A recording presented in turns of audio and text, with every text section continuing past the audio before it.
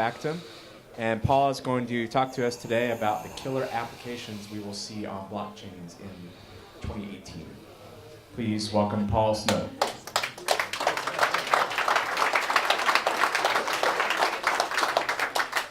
Good afternoon. I was afraid nobody would find the closet, but guys, if someone back there has found my missing shoe, I would appreciate it. If it doesn't feel like a sardine can, it's not a Bitcoin conference. All right, guys. So what we're going to talk about is what I believe are going to be the killer applications for 2018. Now, I am not really talking about where to invest your money. So if there's anybody that'll be left, I don't see anybody leaving. Okay, great. So I'm gonna talk about what I think are going to be the killer applications in 2018. And if I would press the right button, it would go forward. The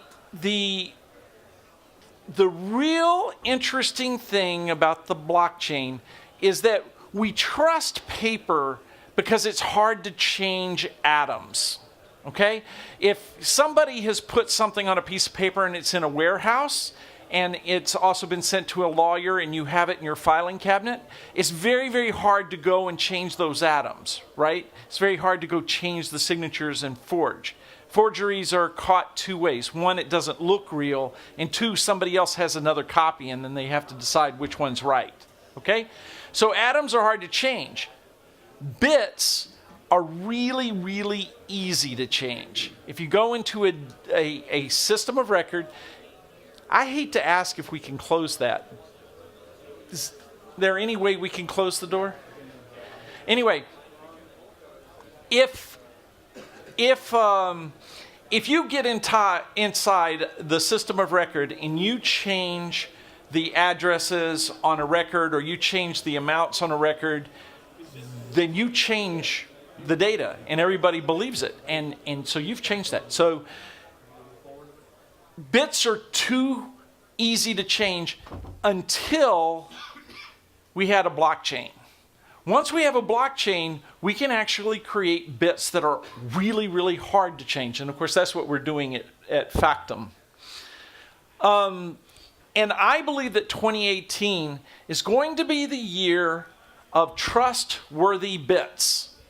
Now, just because we can trust the bits, that doesn't really tell me what the application is going to be, but it does tell me what the basis is. Suddenly, there are things that can be worldwide, and we can trust them. Okay? Now, I'm going to give you some observations about this when I get to some of the 2018 killer apps. The 2017 number one killer app of 2017, CryptoKitties. Okay? Because CryptoKitties. What was the first killer app of Bitcoin? How about Satoshi Dice? Does anybody remember Satoshi Dice? The first cryptographically provable fair gambling game. And it was simple. You flipped some dice and you won or you lost. And it made Eric Voorhees a lot of money. CryptoKitties is kind of similar that way. ICOs is the number, you could argue. In terms of dollar value, okay, CryptoKitties wins. But ICOs have done an amazing thing. And so that was our number two. And number three for 2017, how do you beat $20,000 Bitcoins? Okay? And seriously, would we all be here if we didn't have $20,000 Bitcoins in 2017? Come on. You can say you would be here, but I've run these conferences. I know better. Okay. What are the characteristics of the killer application in 2018? There are going to be a number of things. One, if you can do it without a blockchain, it's probably not going to be your killer app. Okay? If The application doesn't require coordination between a whole bunch of parties. Probably not going to be killer app, at least a few parties. We're going to be talking about stuff that really matters to business. Okay? And so I do think, when I say business, you know, it's business or it's your business, right? I'm not going to say it's actually literally corporations doing something, but it's going to be a business of some sort. We're going to have to reduce risk, and we're going to have to provide some sort of reasonable value to the people participating. So my 3 categories that I'm going to suggest for you today, at least categories around which these killer apps are going to be in. Number 1, mortgage and real estate. And I'm going to tell you why. Just give me a second. And the second one is going to be payment rails. And the third is going to be settlements. Settlements between parties. And these, or some form of them, are going to be our killer apps. Now, mortgage and real estate, the reason that it's ripe for the blockchain is there is no entrenched competitor to the blockchain. Why? Because there really hasn't been any interesting innovation. We are currently doing our mortgages today pretty much the way we did forever and ever before. And where we have innovated by putting computers, we have built simulations that very accurately implement what we did in 1940. Okay? This follows slowly the massive innovation that we've seen in banking and finance, where we now have a computer chip on our card, just like the Europeans had just 10 short years ago. So these areas of massive, massive lack of innovation are ripe for the blockchain to make big changes. Now I'm just gonna go on a riff here. They're gonna make big changes for 2 reasons. 1, because there hasn't been any innovation, and 2, because the blockchain provides a real reason and a real ability to do something that they couldn't do before. And then the third one of the 2 reasons is it's a great excuse. They know they need to do something. And before they went to management, we need to do something, and management said, well, it's good enough, we're making money. Now they get to say, on management, we need to do something, and management says it's good enough. And he said, but blockchain, oh, I saw Kodak. Yeah. We need that 30%. Kodak stepped on stage. They said, blockchain, stock 30% up. Boom. Okay?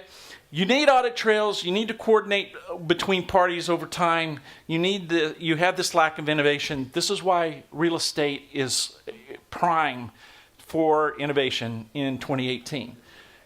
Payment rails. We have to be able to buy coffee. I'm sorry.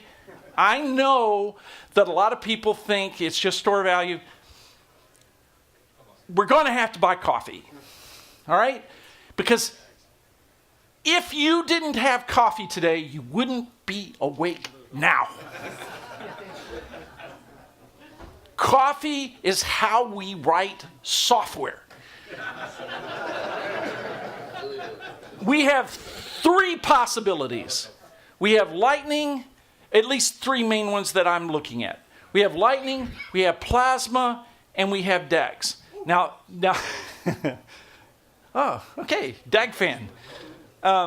Yeah, I used to read Dagwood when I was a kid too. It was just, never mind. There were 3 people that laughed. That means there's only 3 people old enough to remember Dagwood. Okay, so Lightning has a severe problem. It's totally illegal. So probably won't show up in 2018. Why is it illegal? Because for it to really work, you have to transfer value between parties. That's called money transmission, and our government has a real problem with it, but it'll work in Wyoming. But did y'all read that? They're passing the laws that are going to make Lightning legal in one state in the United States, so the guy that runs the sheep can pay the guy that raises the cows. I was born there. I know what I'm talking about. Okay, plasma.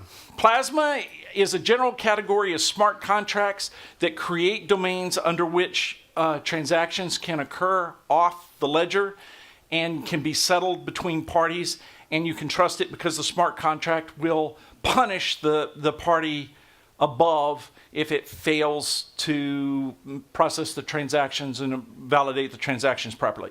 So I'm going to use plasma as a general hand waving towards the whole smart contract scheme of creating transaction pools. Okay? Is everybody fair with that? Easy with that? More or less? More or less. More or less. Okay.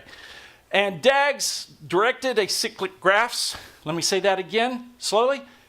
Directed acyclic graphs. So when you go home and your spouse says, well, what did you learn at the Bitcoin conference? You can say, the payments, it's all about directed acyclic graphs. What are those? Well, they don't have cycles, they're directed, and it's graphs. The idea here is that you have code that prevents the double spins by preventing you from cycling the transactions backwards and checking within a neighborhood. Yeah, vaguely. More or less. I like this man because I'm totally lying to you and he's agreeing with me.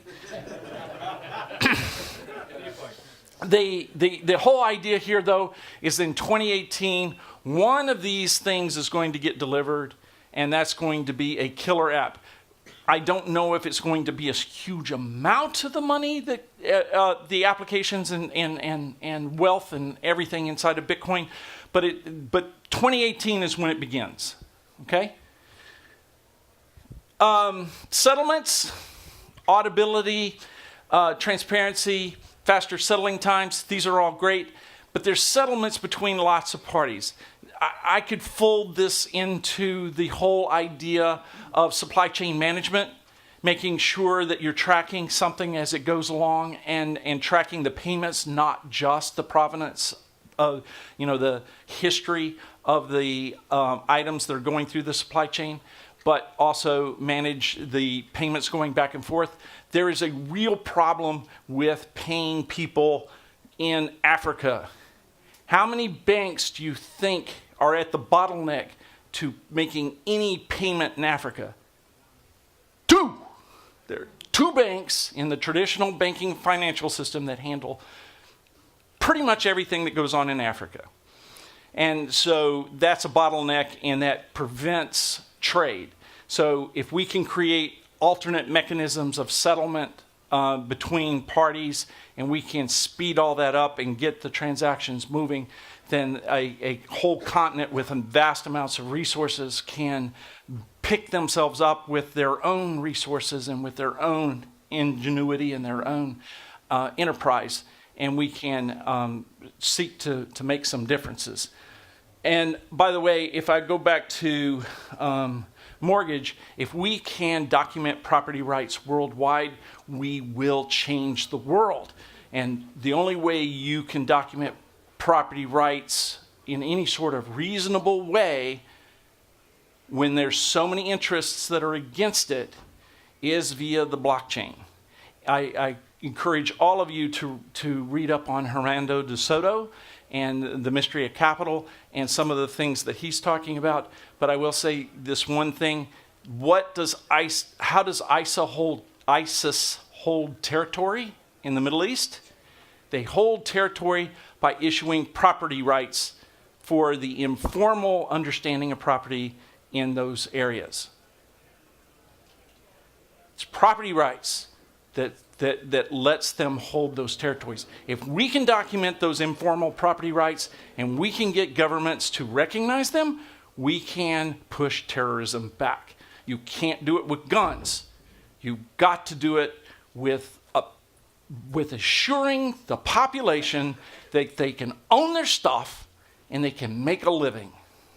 And we can do it with the blockchain when it's failed by the World Bank and it's failed by their governments and it's failed by everything else that's going on. The blockchain can bring peace to the world.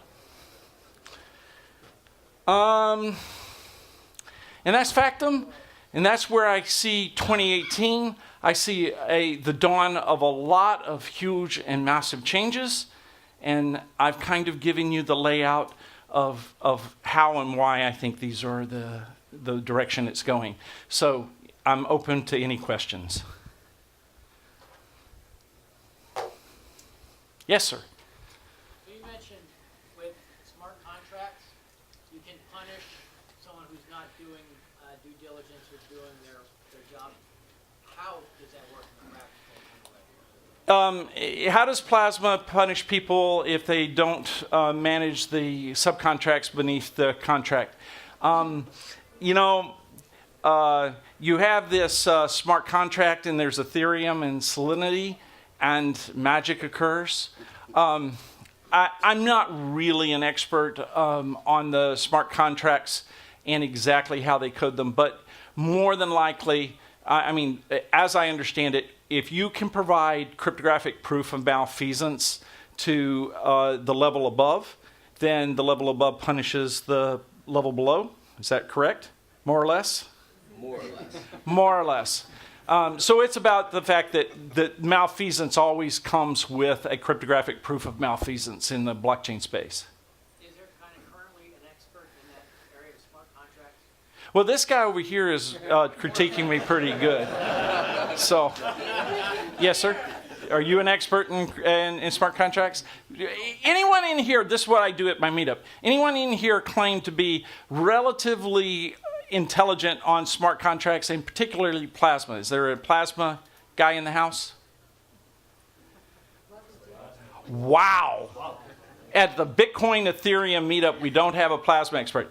You know what? I do have him. The guy's name is Brian Deary, and I work with him. He's our chief scientist, and he explains all this stuff to me. But he's not here. He's working because I'm the CEO. What can I say? So, all right. So I can get an answer to you. Yes, sir. About the 2018 killer apps, Yes. there is many companies that are running very good in that field. In the properties is Propi. Yes. In the plasma field, maybe Silica. And in the administration request network, Yes. there is many ones very good in the field. I can't really give you I didn't promise you a roadmap of the actual field or categories. I know of one group that's doing Plasma. There's probably competing Plasma implementations. I'm looking at you. You have been giving me the best feedback of anyone in the room. Yes, sir. How do you digitize land titles? Oh, chain of titles. Well, with Factom, what we are is we're a pure data play. And anytime you put data inside of Factom, you create your own chain for that purpose, and you put data in that chain, which means that data is relatively easy to enumerate, independent of anything else that happens to be inside of Factom. That's our solution. There are lots of other people building land title solutions on blockchains, and they have different solutions. You can do this with signatures, and you can do this with a lot of other cryptographic attributes that you track across the blockchain. I'm going to grab somebody way in the back. Go ahead. Quick question. You mentioned Dagwood. Yeah. Dagwood. I'm a 70s baby too. I remember that. Yeah. With that said, what I've been racking my brain with is how your company in what's the guy, McAfee? Yeah. Anybody making money? Why is it okay? We didn't have blockchain when the world ceased to exist. So how is it? Why do we? How is this a killer app? Like, okay, if you didn't have it, we still wouldn't do this. We still wouldn't do Well, why are payments in blockchain just in general? in general? Okay. All right. Well, let me riff a little on that and why ICOs are good. Okay? They illustrate a number of ideas that we've never been able to do before. If I were to run a fundraising thing at a low level and I were to hand you like a little piece of paper and said, you know, these are stocks in my little company, there's no possible way that issuance, you know, those are literally securities. I'm just handing out stock certificates, right? There's no way that could be traded worldwide. But ICOs are traded worldwide. EC20 tokens, ERC20, ED20, some set of letters with a number are traded everywhere. They're traded here in the US, they're traded in China, they're traded in Japan. And when I buy some ERC20s out of Zimbabwe, they're good. How? Think about that for a second. When was the last time you would buy something from some random country in a developing world and be comfortable with that? Because the ICOs have cryptographic audits behind them. And with the right laws and the right responsibilities placed on people who are issuing them, you have the possibility of raising enormous amounts of capital at the startup of building technologies, and you are going to fund a lot of innovation and a lot of change. And you're going to do it with cryptographically auditable devices that will respectively make a lot of people rich and put a lot of people in jail. Oh, 5. Okay. I partly disagree with you because ICO is a great way to raise money for a good idea. Right. They are using that as a vehicle, those who cannot go into IPO. Right. So there are companies misusing the ICO concept. Sure. And like I said, lots of people in jail. So the point is, right now we're new. We haven't seen people go to jail yet. And as we start putting some people in jail and praising other people for having done it right, we'll figure out how to do this thing. But keep in mind, it's not like we learn to ride the bicycle the first time we get on it. Exactly. You know, we're going to get some skin knees and some skin elbows and a skint nose and probably a slight concussion. But that's okay. We'll come out of this and it's going to be an incredible thing. So the one question is that there are several applications of blockchain. Yes. Why you picked only 3 and what is the rationale behind They only gave me 30 minutes. So with these major sort of verticals, if you will, of real estate and finance, let's assume in the next year that the killer app has been fully baked and is ready to go and it's basically disrupted these industries. What will we see in terms of changes in the real estate industry? Does it mean we're more selling direct between title owners? Yeah. Does it remove the realtors out of it? What are the other implications there? How does it disrupt real estate? How does it disrupt financial institutions?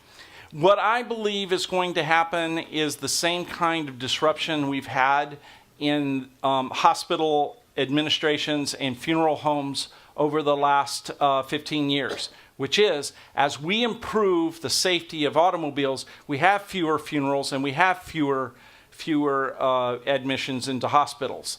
And so as the blockchain goes in here and creates pervasive and almost impossible to address problems in banking, settlement, and that other category that I had that I can't remember right now, the whole system becomes more efficient and it becomes more honest, and there's fewer misfires, fewer basically roadkill along the road. What's that? Frauds, fewer frauds, and it's all about one of my favorite things. When you put it in the blockchain, you don't get to change it.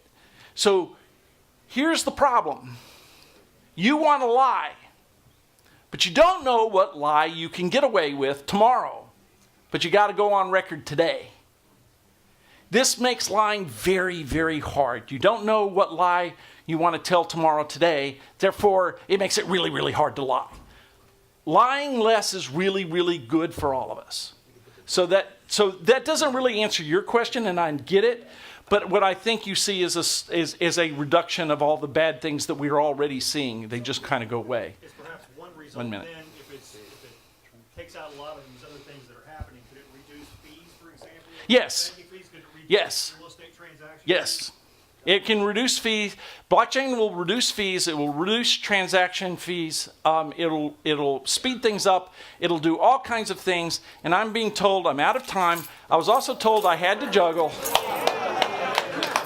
Therefore, I juggled. All right. Thank you.